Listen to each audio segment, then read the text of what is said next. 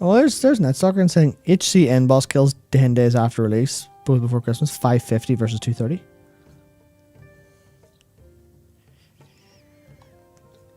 Hello, darkness, my old friend. As a singular point of data, that is interesting. What's up guys, Framinthor here, Captain Negativity with everything that has to do with World of Warcraft, and today we got something good. As you can see from the intro, you know what this is about. Let's get right into it. Yep, the numbers speak for themselves. People ain't playing yo game. Now, that being said, of course we can take into account COVID numbers during Shadowlands release. The hype for Shadowlands was pretty big because, well, expectations were pretty big because people were saying, or, you know, were hoping that after a bad expansion we're gonna get a good one. Everyone knows BFA was kind of shit because of the systems, so people were hoping Shadowlands is going to be good. So more people signed up, and guess what? It wasn't good. So that could also inflate the numbers. However, that's more than twice the player base. Makes you wonder if the people who are still playing it are just the ones who didn't quit when shit hit the fan. We remember doing her. I mean, I remember heroic Nath. Heroic Danny wasn't very easy, like. Or was he? I don't know. Were we bad? It's hard. Nathria felt more hyped than some cave raid. I mean, I can see that. Nath was cool. They definitely did a lot of this is all big in a big rock, which looks very good, but maybe hope 10.1's raid isn't in a rock as well. I really don't think that the location of the raid is all that relevant for more than 50% of the player base. Highly unlikely. Can you say that the Nathrius was more interesting of a villain than the stupid chicken dragon? Yeah, sure. But most people who raid at least one time, it's not even so much about the story. You would do normal and heroic majority of the time for the gear. If people are not doing your raid at, you know, approximately, as Matt says, 55% less people are doing the raid, I doubt this is a story implication. Story implication would be like 10 to 20%. It's not the story. It's not the location. It's because people know that the game didn't really change at its core. And that's all it is. The game is still as bad as it was. There's nothing interesting about the new raid. There are no like time-saving mechanics in the raid. Raid is still like 70% time waste instead of actually doing the raid. It's not accessible to many people. It takes way too much time. And you technically kind of screwed it over as well with world loot, rewarding higher item level than normal raid. I've seen people rocking 390 on the first week, on the second week before the Mythic Plus and the raid came out. So it's like, why would they even do normal raid, right? Now, is it more popular, like, you know, people doing normal and heroic at a much lower rate than Nathria? I mean, it's hard to say. And also, like, Nathria was exceptionally hard for what it was, you know? Exceptionally hard. The last two bosses were crazy. Having pugs coordinate the council fight, like the 3 NPCs, took a while, right? There weren't like that many easy bosses in Castle Nathria, let alone the fight with the vampire bears, vampire dogs, whatever, the hunter guy that summons the bears. Again, in a pug, very hard to coordinate. So in my opinion, Nathria was substantially harder than anything this raid had to offer. This raid only offers really like a healing check and some DPS check. Mechanic-wise, the raid is extremely easy. This next part is probably my favorite of this whole video, because it's like you can physically see the gears inside of Matt's and Bellular's and Mike's heads are starting to turn so much, fueled by Cope trying to understand why there is a 55% drop in player base in the raid. It's so funny. And then it's like they start coming up with these excuses. It's like, why can't you just admit that the game is still bad? Again, I'm not saying it's not better than Shadowlands. It's a very low bar. My favorite way to explain how good DragonFlight is compared to Shadowlands is the same as comparing solid, healthy shit to diarrhea. It's still shit. It's just not as bad of a shit. It doesn't leave a burn. It doesn't, you know what diarrhea does. Anyway, this is gonna be such a good point now. Oh man, Night Stalker, those were some numbers. Yeah. Yeah, because that is similar to the mythic drop that we just talked about. It's actually worse. Oh, I mean, as we said, if there is a drop in mythic, it will be larger in other difficulty modes because mythic players tend to be the most sticky. Yeah. I mean, they kept on playing mythic through Shadowlands and BFA. Yeah. There is the possibility that less people are raiding because they're doing other things instead. That is also... Yeah, because there's more things to actually do in the world. There's actually a long tail. Here's another thing. Dried RM. Dried? Yeah, Dried.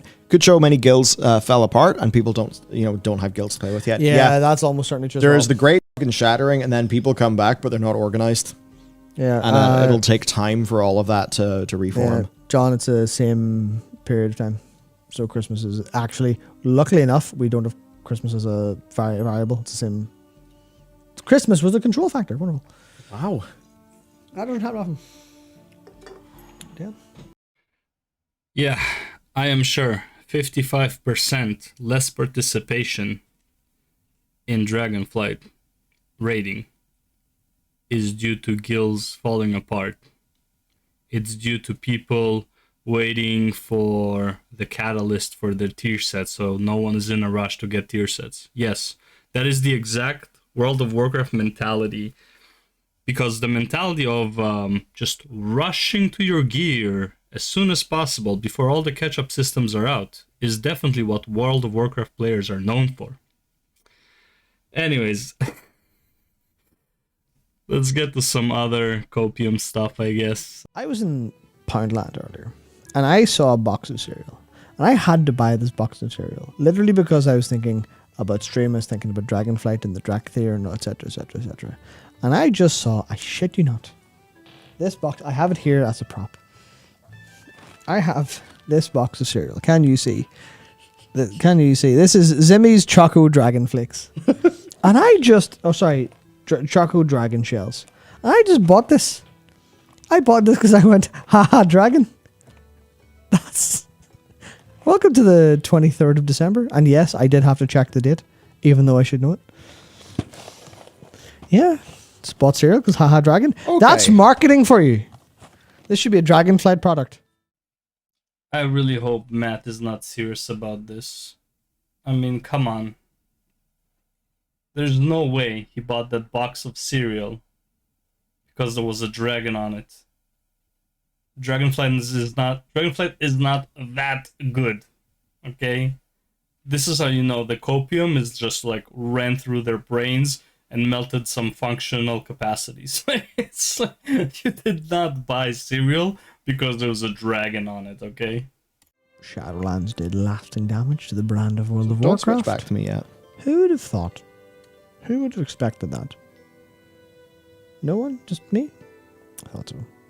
Yeah, that's... I'm sure Blizzard looking at it internally and going, what could we really have expected? Could we have expected? Should we have done with it? It's very... It's really hard to take Michael seriously with his inverse falafel hairband. Definitely. See, that's... I feel like that's been to our benefit. Because this has been a pretty heavy... More pretty views in heavy, Shadowlands as well. That same period had about 200,000 more views than this period in this expansion has, even though we released 18 videos instead of 12. Yeah. But it's like yeah. the existential dread is over. It's just about how do they recover now. Yeah, that's it. I think big thing. Blizzard, you have to break your kayfabe. You can't wheel Steve out and tell him that it's time to close the first book of Warcraft. Yeah. Because that's him saying, yes, hello, I've completed the murder of the thing you loved. Right? You can't just be like, well, no, the jailer is cool in our lore, and we don't care that none of you like him. Because what you do is just alienate all your fucking players. When stuff goes up shit creek, you have got to acknowledge to your players that it went up shit creek. It's that simple. At the end of the day, like, you know, what matters is, does the thing land? And you know, it didn't land, so you have to be humble. And part of being humble is like outwardly admitting it was shit. Yeah. And you kind of you have to do that, or else people will feel like you're fucking gaslighting them. And when they feel gaslit, they're not going to be willing to come back. I super agree with this point. Blizzard, in no matter what interview I've heard, they have never really taken full responsibility or apologize or admit to their mistakes. There was kind of a notion, I think, in the Ian thing, when he was interviewed by Preach, when they had the conversation when Preach went to the Blizzard HQ, and he said, yeah, this kind of didn't work, but he didn't say that they learned a lesson.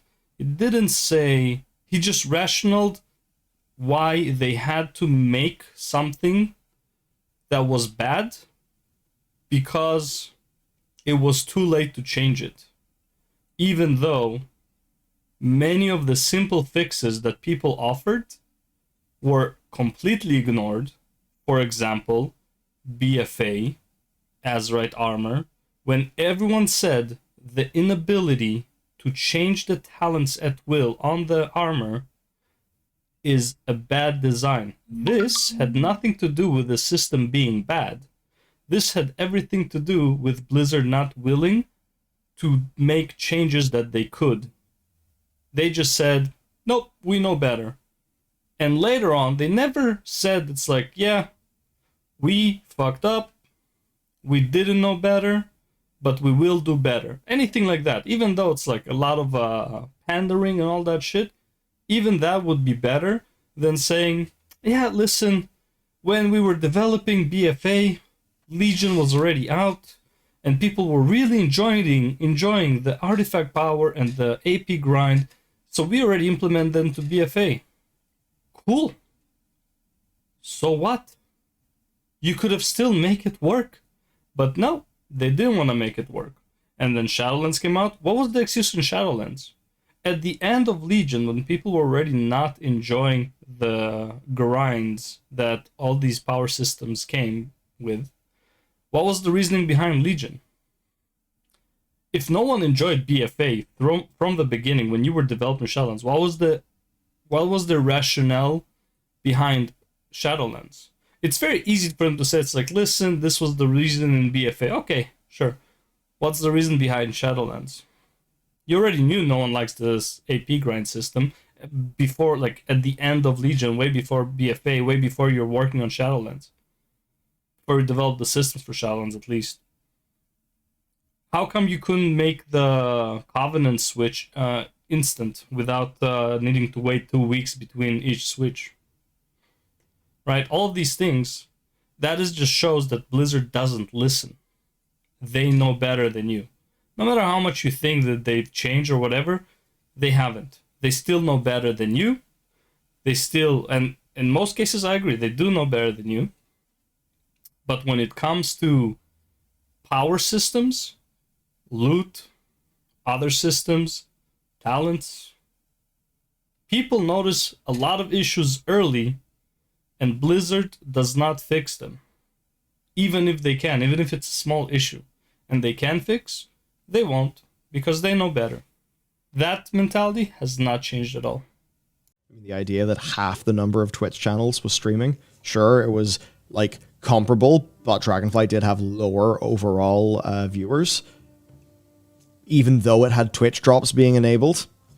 So that shows that, like, DragonFlight inorganically had massive viewership from half the channels, whereas Shadowlands organically had more viewership from double the channels. Look, regarding viewership for WoW, I can't blame people for not watching WoW streamers. And the thing is with, like, even streaming, really, like, you kind of watch the person. You don't really watch him play. You want to interact with the person. Sometimes, like, it's okay to have some gameplay, but look at, like, the more successful streamers. Most of the time, they're chatting with their chat while somewhat playing the game. They're watching a video while playing the game, for example, or they're just chatting with the chat while slightly playing the game. And a lot of times, they're barely playing the game, right? They're, like, barely making any progress in the game while they're streaming, which is fine. I get it. That's what the streamers do. The reason people don't really want to watch WoW is, first of all, it is extremely boring. Each activity, they're no fun 5-minute, 10-minute activity, not even 10 would be too long. They're no fun 5-minute activities. What are the activities in WoW, really?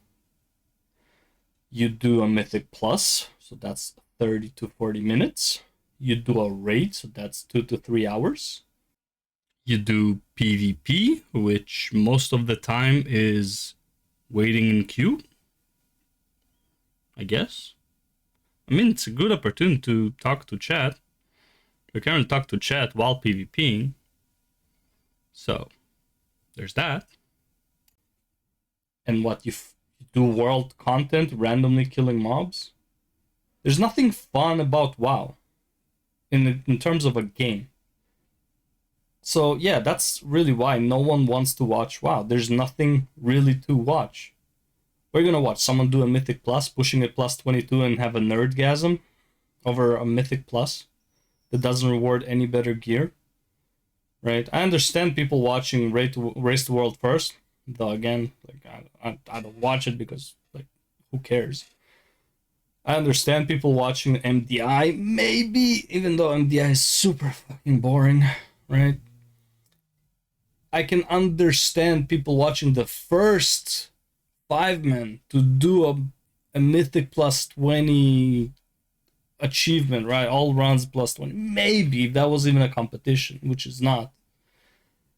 But, like, just a regular Joe Schmo doing a plus 13, plus, up to, like, even plus 25. It's like, okay, what's unique about doing a plus 25 versus doing a plus 10?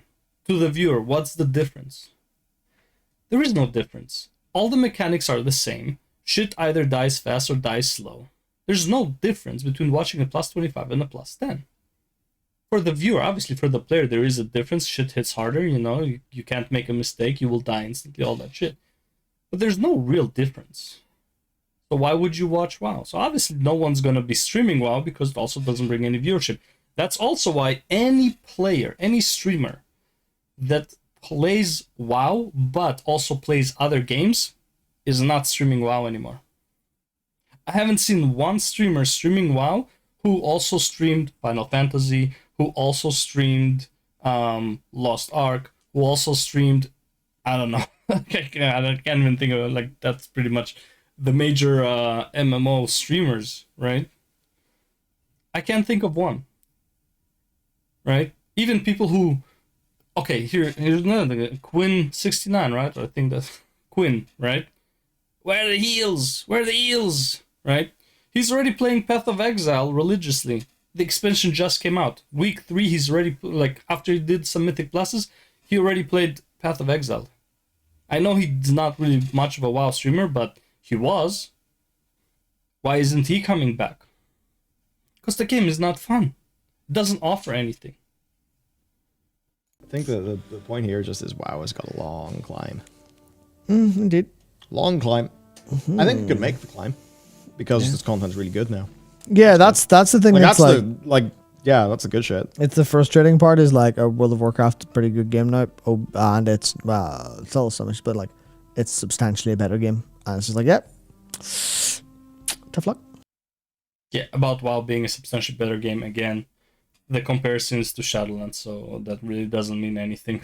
Like, It is what it is. Anyways, that's pretty much the video. They just talk about the rest of the video. They're just talking about how the React meta is not good for the original posters and stuff like that. But yeah. Anyways, hope you like this format. I will try to make a lot more content like this in terms of React. Not like not like I'll actively look for to do content like this. Obviously, I do want to make my own videos whenever I have an idea. For example, I have two ideas for a video. One is what could have been Caverns of Time, about how it can tell stories better, and the other one is more suggestions from Mythic Plus and how to make that an interesting endgame system while making it so that it doesn't affect rating. Anyways, yeah, thank you for watching, and I'll see you in the next ones very soon. Take care.